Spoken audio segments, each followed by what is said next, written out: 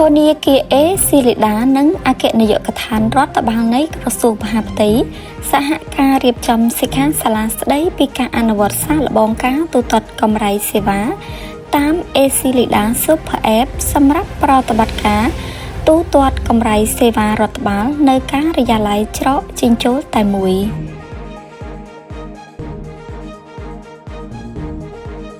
ធនាគារ A ស៊ីលីដា PLC ធនាគារ A ស៊ីលីដា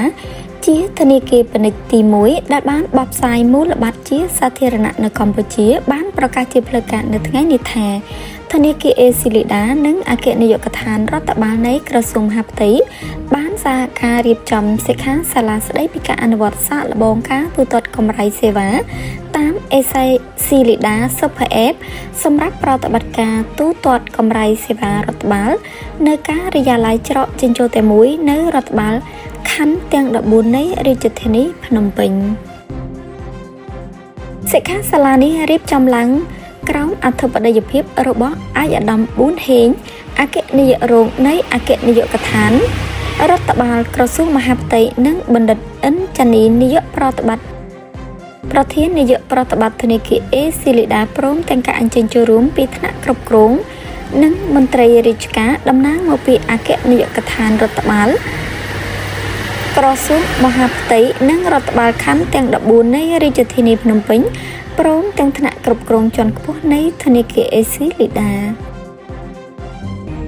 សិក្ខាសាលាស្ដីពីការអនុវត្តសាកល្បងនាថ្ងៃនេះគឺជារបត់នៃកំណែទម្រង់ដ៏មានសារៈសំខាន់ក្នុងការធ្វើទំនើបកម្មសេវាសាធារណៈថ្នាក់ក្រោមជាតិឲ្យកាន់តែទាន់សម័យនិងឆ្លើយតបបានរហ័សទៅនឹងសម័យកាល Digital និងតម្រូវការរបស់ប្រជាពលរដ្ឋតាមរយៈ A ស៊ីលីដា Super App យើងនឹងរួបរวมបង្កើនប្រសិទ្ធភាពសេវារដ្ឋបាលមានភាពងាយស្រួលចំណេញពេលវេលាទាំងប្រជាពលរដ្ឋនិងមន្ត្រីប្រតិបត្តិ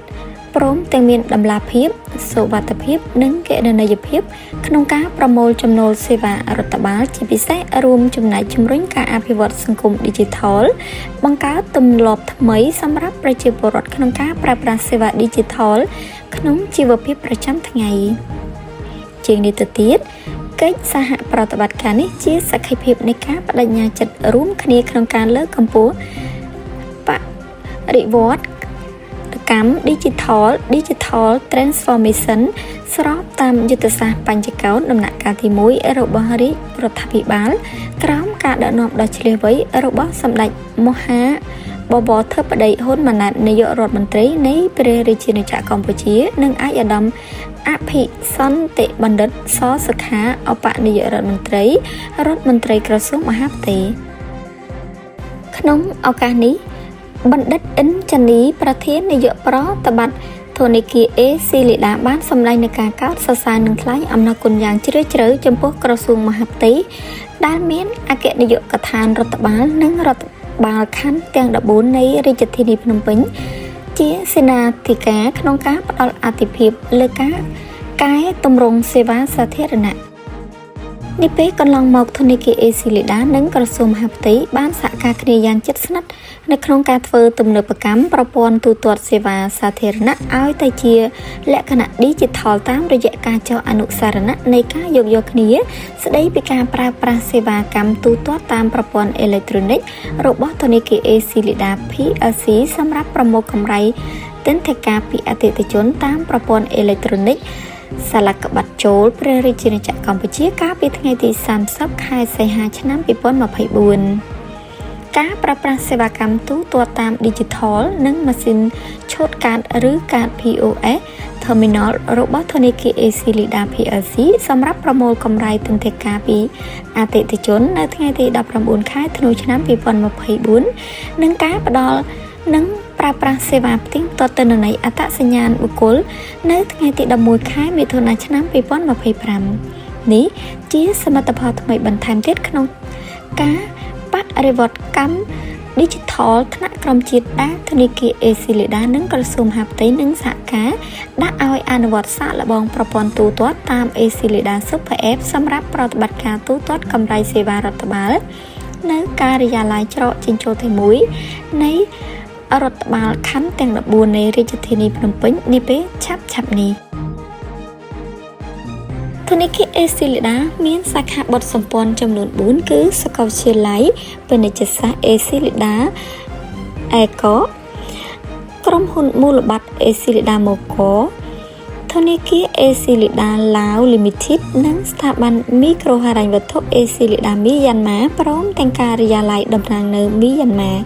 គិតត្រឹមដំណាច់ខែមិថុនាឆ្នាំ2026នេះធនាគារ Accelida មានទ្រព្យសកម្មសរុបចំនួន$1,184 ប៊ីលានអាមេរិកប្រាក់បញ្ញើសន្សំចំនួន$933 ប៊ីលាន